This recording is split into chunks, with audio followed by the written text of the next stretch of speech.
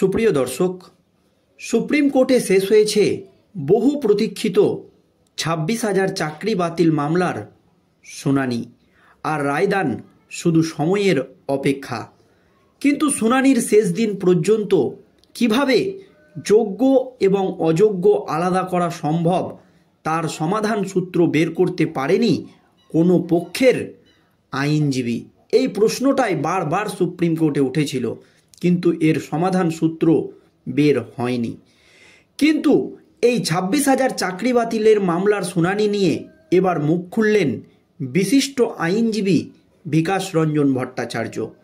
বিকাশ রঞ্জন ভট্টাচার্য প্রথম থেকেই দাবি করে এসেছিলেন যে এই পুরো নিয়োগ প্রক্রিয়াটাই দুর্নীতিযুক্ত, প্রথম থেকেই দুর্নীতি, তাই কিছুতেই যোগ্য এবং অযোগ্য পৃথক করা সম্ভব নয়।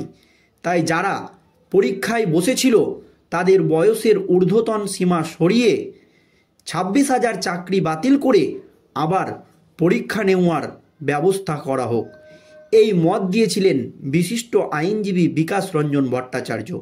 কিন্তু তার এই মতে একমত হতে পারেনি সুপ্রিম কোর্টের প্রধান বিচারপতি জাস্টিস খান্না। তিনি পরিষ্কার বলে দিয়েছিলেন যে এতে সমস্যা আরও বাড়বে। কিন্তু শেষ দিনের শুনানিতে সিবিআইয়ের আইনজীবী সুপ্রিম কোর্টে পরিষ্কার জানিয়ে দিয়েছে যে কিছুতেই যোগ্য এবং অযোগ্য পৃথক করা সম্ভব নয়, কারণ এটা প্রাতিষ্ঠানিক দুর্নীতি। তাই কলকাতা হাইকোর্টের নির্দেশই বহাল রাখা হোক, অর্থাৎ 26,000 চাকরি বাতিল করা হোক। আর শুনানির শেষে বিশিষ্ট আইনজীবী বিকাশ রঞ্জন ভট্টাচার্যকে প্রশ্ন করা হয়েছিল যে এই 26,000 চাকরি থাকবে নাকি যাবে। সমস্ত পক্ষের মত আলোচনা করে তিনি একেবারে বিস্ফোরক উত্তর দিয়েছেন। ঠিক কী উত্তর দিয়েছেন দর্শক দেখুন। 26,000 চাকরির ভবিষ্যৎ কী? সুপ্রিম কোর্টের শুনানির পরে স্থগিত হয়ে গেল রায়দান। কোন ফর্মুলায় যোগ্য এবং অযোগ্য আলাদা করা যেতে পারে শেষ শুনানিতেও সমাধান সূত্র বের হয়নি। বিতর্কিত নিয়োগ প্রক্রিয়া থেকে কিভাবে বাঁচানো যাবে যোগ্যদের, এই নিয়ে মুখ খুলেছেন বিকাশ রঞ্জন ভট্টাচার্য। দিশা দেখাতে পারলেন না কোনো পক্ষের আইনজীবী। পঙ্কজ বনশালের কাছ থেকে উদ্ধার হওয়া ওএমআর সিট নিয়েও আমরা সন্দিহান বলে মন্তব্য করেন প্রধান বিচারপতি জাস্টিস খান্না। কোন তথ্য আসল, কমিশনের নাকি পঙ্কজ বনশালের বলতেই পারছে না কমিশন, মন্তব্য প্রধান বিচারপতির। এই মামলায় সুপ্রিম কোর্টের কাছে প্রাথমিক প্রশ্ন ছিল যোগ্য ও অযোগ্যদের আলাদা করা সম্ভব কিনা, সম্ভব হলে কোন পদ্ধতিতে এই পৃথকীকরণ সম্ভব। এই প্রশ্ন বারবার সুপ্রিম কোর্টের তরফ থেকে করা হয়েছে। এতদিন পর্যন্ত মামলাটি বিচারাধীন।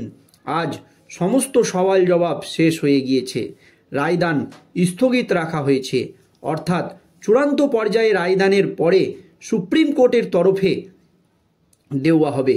কিন্তু এই মুহূর্ত পর্যন্ত যোগ্য এবং অযোগ্যদের আলাদা করা কি সম্ভব তার কোনো দিশা সুপ্রিম কোর্টের কাছে এখনও পর্যন্ত স্পষ্ট নয়। কোনো পক্ষের আইনজীবী, সেটা সরকারি পক্ষের আইনজীবী হতে পারেন বা স্কুল সার্ভিস পক্ষের আইনজীবী হতে পারেন বা মধ্যশিক্ষা পর্ষদের আইনজীবী বা অন্যান্য আইনজীবীরা হতে পারেন, কোনো পক্ষের তরফেই কিভাবে আলাদা করা সম্ভব তা জানানো সম্ভব হয়নি, এমনই মত বিকাশ রঞ্জন ভট্টাচার্যের। তাই বিকাশ রঞ্জন ভট্টাচার্য জানিয়েছেন যে আমার মতে 26,000 চাকরি বাতিল হওয়া উচিত। এখন সুপ্রিম কোর্টের বিচারপতিরা কি পদক্ষেপ নেবে সেই দিকে আমাদেরকে তাকিয়ে থাকতে হবে। কিন্তু আজ প্রধান বিচারপতির কাছ থেকে যে পর্যবেক্ষণ সেটাও খুব গুরুত্বপূর্ণ। এই যে পঙ্কজ বনশালের কাছ থেকে যে ওএমআর সিটগুলো পাওয়া গিয়েছিল, যে সিটগুলো সিবিআইয়ের তরফ থেকে উদ্ধার করা হয়েছিল, সেই হার্ড ডিস্কগুলো উদ্ধার করা হয়েছিল, সেগুলো আদৌ কতটা সঠিক, সেগুলির আদৌ আসল কিনা সেটা নিয়েও সুপ্রিম কোর্টের সন্দেহ প্রকাশ করা হয়েছে। প্রধান বিচারপতির বক্তব্য, এই মামলার ক্ষেত্রে সুপ্রিম কোর্টের কাছে কোনো আসল ওএমআর নেই। যে ওএমআর এর ভিত্তিতে এই আলাদা বা পৃথকীকরণের কাজটা অনেক সহজ হবে। কাজেই শীর্ষ আদালতের পক্ষে এই কাজটা সহজে করা সম্ভব হচ্ছে না। তার কারণ এই নিয়োগ প্রক্রিয়ায় যে পরীক্ষা নেওয়া হয়েছিল তার আসল ওএমআর কারো কাছে নেই। স্কুল সার্ভিস কমিশন, মধ্যশিক্ষা পর্ষদ, অন্যান্য পক্ষের কাছেও নেই। সিবিআইয়ের পক্ষ থেকে যে ওএমআরগুলো উদ্ধার করা হয়েছে সেগুলি একমাত্র হাতিয়ার। সেই ওএমআরগুলো নিয়েও শীর্ষ আদালতের পক্ষ থেকে ব্যাপকভাবে সন্দেহ প্রকাশ করা হয়েছে। এই পরিস্থিতিতে সুপ্রিম কোর্টের বিচারপতি বলেছেন, তাহলে আমাদের এই মুহূর্তে কি করণীয়? আদালতের মনে হচ্ছে এই যে পঙ্কজ বনশালের কাছ থেকে যে নথি হার্ড ডিস্ক উদ্ধার করা হয়েছে বা যে ওএমআর উদ্ধার করা হয়েছে সেগুলি আসল কিনা তা নিয়ে আদালত নিশ্চিত হতে পারছেন না। এই পরিস্থিতিতে কি করে সমাধান বের করা সম্ভব তা নিয়ে সুপ্রিম কোর্টে শেষ দুপুর 2টো অবধি শুনানির যে আলোচনা হলেও কোনো তরফের আইনজীবীর তরফ থেকে দিশা দেখানো সম্ভব হয়নি। কোনো পক্ষের আইনজীবী কিন্তু দিশা দেখাতে পারেনি। এই আবহে বিকাশ রঞ্জন ভট্টাচার্যের মত যে কিছুতেই যোগ্য এবং অযোগ্য পৃথকীকরণ সম্ভব নয়, কারণ এটা একটা প্রাতিষ্ঠানিক দুর্নীতি। নিয়োগ প্রক্রিয়াটা প্রথম থেকেই দুর্নীতিযুক্ত। আমি প্রথম থেকেই এ কথা বলে আসছি।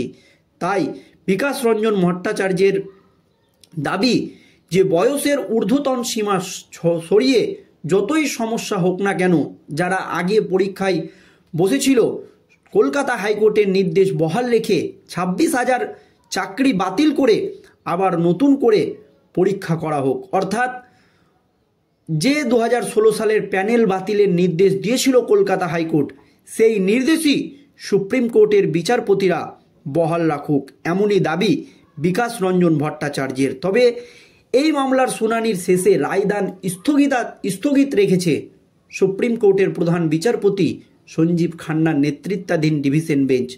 আর এই নিয়ে বিকাশ রঞ্জন ভট্টাচার্যের কাছে প্রশ্ন করা হলে তিনি পরিষ্কার বলে দিয়েছেন যে সুপ্রিম কোর্ট অনেক রকমই পর্যবেক্ষণ করেছে, কি রায় দেবে তারা সেটা তাদের ব্যক্তিগত ব্যাপার এবং সমস্ত জাজমেন্ট দেখার পরই তারা রায় দেবেন। কিন্তু শেষ পর্যন্ত এ কথাই বলা যায় যে আমার মতে 26,000 চাকরি বাতিল করা উচিত, কলকাতা হাইকোর্টের নির্দেশ বহাল রাখা উচিত।